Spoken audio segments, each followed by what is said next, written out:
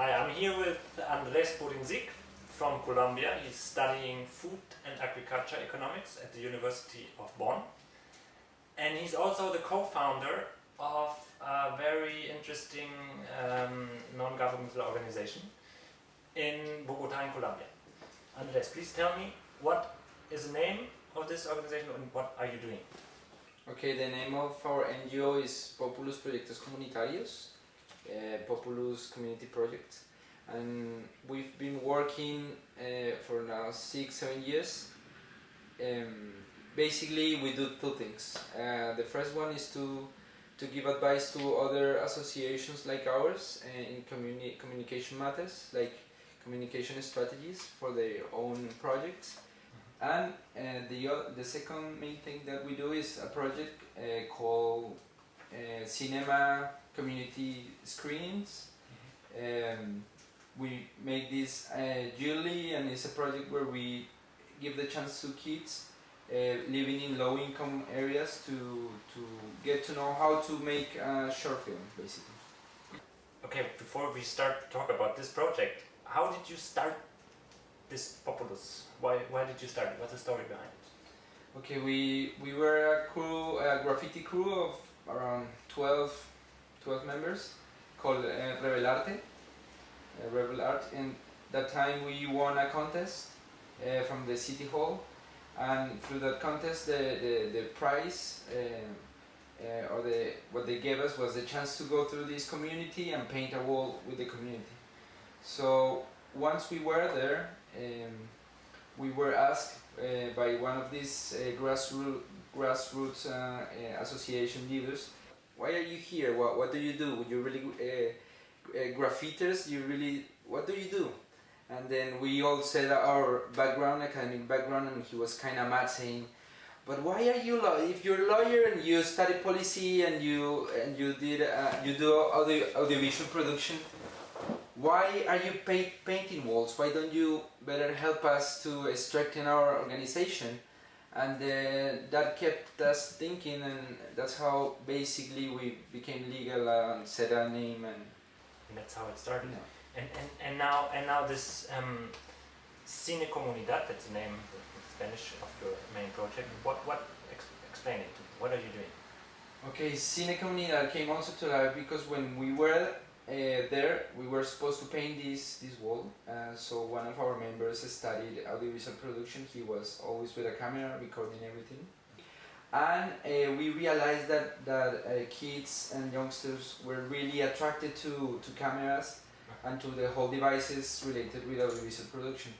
What we basically do is take to these low-income communities in rural and urban areas crews of people knowing how to make audiovisual production. So they teach the kids and youngsters how to make a script, how to use the cameras, how to use the microphones, basically how to produce and tell stories. That's what we do. And then the final product, we screen it in December every year in the communities where we are working, where we are doing the workshops, and we exchange it so every other community gets to know the problems or simply the stories that are being produced in the others. Mm-hmm. And what's happening? I mean, something's happening, right, with this. You told me before that when you show in this public viewing event those screenings or those short movies that were done by the kids, what's happening? What does it to the community? What we've realized after these years is that when the film is about problems of the community, and they see themselves there in the screen with this special way that kids have to tell the stories, most of the time this is a trigger for organization. We do believe that organization is something really important for communities, to get together and speak up about the problems and try to solve them. So we have seen that this project can be a trigger for organization and some of the communities we have been working with. Can you give us an example? Okay, let's talk about the last production we did. The last short film that we did is called Saved by the Fairies, and this talks about a real project that was going on in this town. The government was planning to build a road, and a community knew that this road could affect the water resources. So what kids did in this, you can see it in YouTube, is that they simulated that the fairies from the forest got together to discuss this road construction, and the fairies of the forest, that were the kids participating in the workshop, they said we cannot allow this to happen.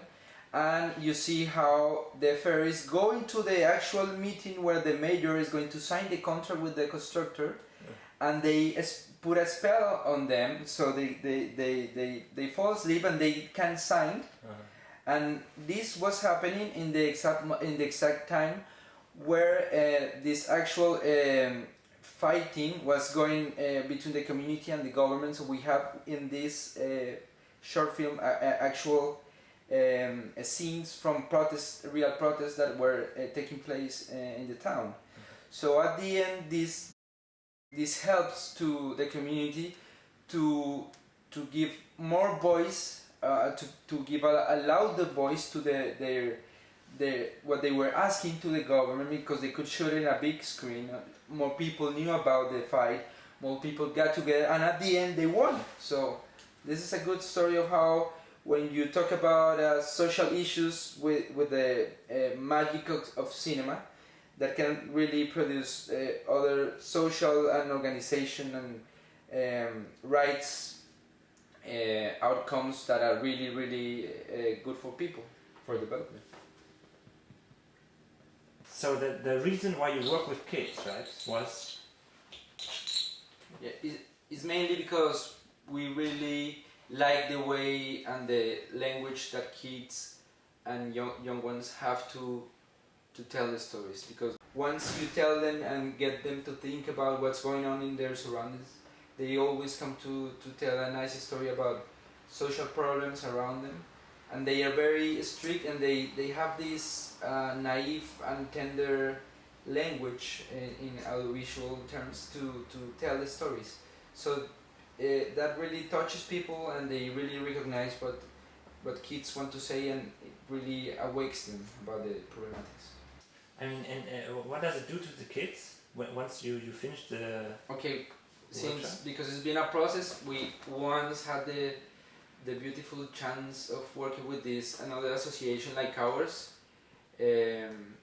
So they taught us that it is really important that kids get together in association, if it's possible legal, but if it's not, that they keep working.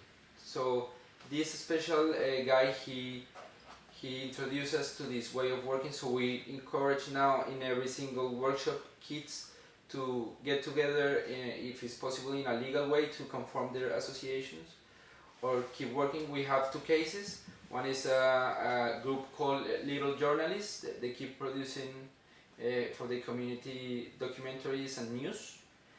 And also, for example, the case of one of our first workshops, one of the participants decided to pursue the audiovisual production bachelor. And you stay with them in a way after the workshops and accompany their career, you might say. Yeah. The idea, the goal is to keep coming back every year. That is what we would really like to do. Keep working with them every year, and set some sort in, I don't know, 3, 4, 5 years of a real academy of audiovisual production, popular academy of audiovisual production in those communities. But for the moment, yes, our goal of what we try to do is to get back every year and to check on them how they're doing. So that comes now is the question: how do you finance this? Well, that's the tricky part, because there are public fundings, and we've won some public grants, I guess, twice during these 6 years. So in those years we did bigger Cinema Comunidad. But when we don't have this public help, what we do is simply friends, family, and our own resources, like pitching in everybody.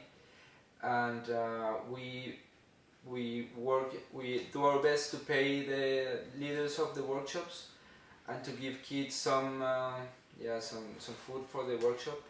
That also helps them to come. And but yeah, for the rest, it's honorary work, and it's pro bono. We do it because we believe in the process. So what is, for you personally, Andrés, what is the reason? Why are you doing this? What is your motivation? Well, we all understand and know that Colombia is a really unequal society, one of the most unequal societies on earth. So we do understand that we have a privilege of have the chance to go to college and get a university education and all of this. So, but we also understand that this privilege comes with responsibilities. So we want to give back to society what society gave us, or life gave us. So that's why we do it. We really, all of us are really engaged in the social process of change. So if you say in short, what is the situation again? What is the situation in Colombia that you want to change, or that you hope to change, the bigger picture? We do believe that we need to get together because Colombia is a really individualistic society, and mainly in the last phase of neoliberalism, of bad capitalism that we have had, people, I mean, historically, because of the conflict, the armed conflict, so people didn't trust each other. We still don't trust each other. We are a society where the most of companies are family companies.